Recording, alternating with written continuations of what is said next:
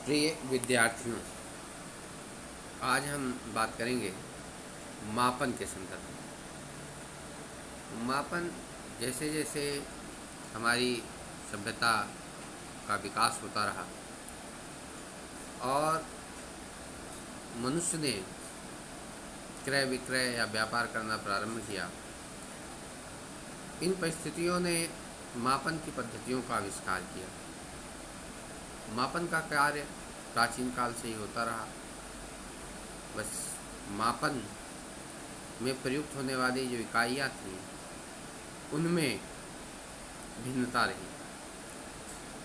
किसी भी भौतिक राशि के मापन के लिए उस राशि के एक निश्चित परिमाण को मानक मान लिया जाता है और इस मानक को जो नाम दिया जाता है वही उस राशि का मात्रक कहलाता है।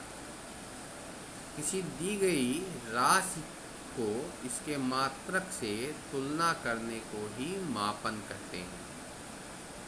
इस प्रकार किसी भी राशि की माप को व्यक्त करने के लिए हमें यह जानना आवश्यक है कि उस राशि का मात्रक क्या है, उसमें किस राशि को माना गया है और उसकी न्यूमेरिकल वैल्यू, उसका आंकिक मान कितना है जो उस राशि के परिमाण को व्यक्त करता है।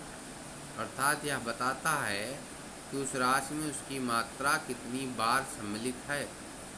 जैसे कहा जाए कि चीनी की एक बोरी में 100 किलोग्राम चीनी है, तो उसका अर्थ यह है कि द्रव्यमान का मात्रक किलोग्राम है। अगर हम छड़ की लंबाई 10 मीटर लें तो इसका मतलब है कि लंबाई का मात्रक मीटर है। इस प्रकार से किसी भी भौतिक राशि के चुने गए मात्रक में निम्नलिखित गुण होने चाहिए। मात्रक ऐसा होना चाहिए कि उसकी तुलना उसकी राशि के अन्य मात्रकों से सरलता से की जा सके। मात्रक उचित आकार का होना चाहिए। समय के साथ इसमें परिवर्तन नहीं होना चाहिए। मात्रक के परिमाण पर ताप तथा दाब आदि का कोई प्रभाव नहीं पड़ना चाहिए। मात्रक का परिमाण निश्चित होना चाहिए ताकि इसकी परिभाषा भली प्रकार की जा सके। मात्रकों की पद्धतियाँ। मूल राशियों के मात्रकों की माप के लिए मुख्य रूप से 3 पद्धतियाँ प्रचलित हैं, जिनमें CGS system, centimetre, gram second पद्धति जिसे कहते हैं, जिसमें लंबाई का मात्रक सेंटीमीटर, द्रव्यमान का मात्रक ग्राम और समय का मात्रक सेकंड। एफपीएस सिस्टम, जिसमें फुट पाउंड सिस्टम है कहते हैं, या ब्रिटिश पद्धति है।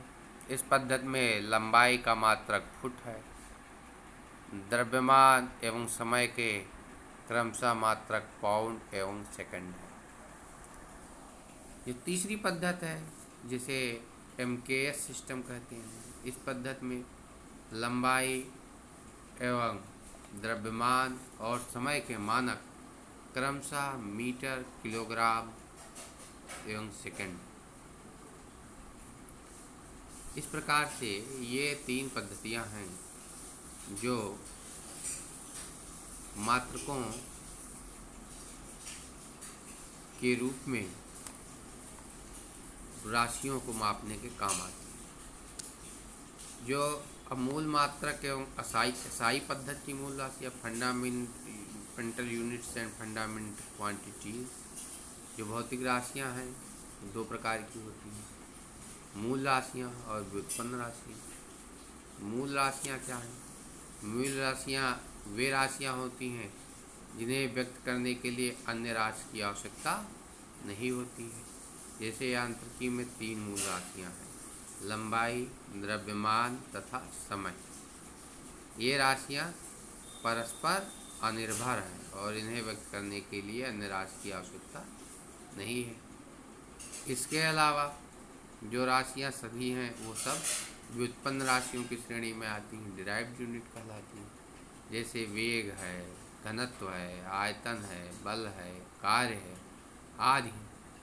क्योंकि इन्हें व्यक्त करने के लिए अन्य राशियों अर्थात मूल या व्युत्पन्न की आवश्यकता होती है। जैसे वेग के लिए, वेग जानना है किसी चीज़ का तो हमें क्या करना है, विस्थापन बटे समय, अर्थात जब तक हमें विस्थापन और समय का ज्ञान नहीं है तब तक हम वेग की ज्ञात नहीं कर सकते। इस प्रकार से मूल राशियों के मात्रक ही मूल मात्रक कहलाते हैं, तथा ये मात्रक जो किसी भी अन्य मात्रक पर निर्भर नहीं करते हैं, ये मूल मात्रक। ठीक है, आज धन्यवाद।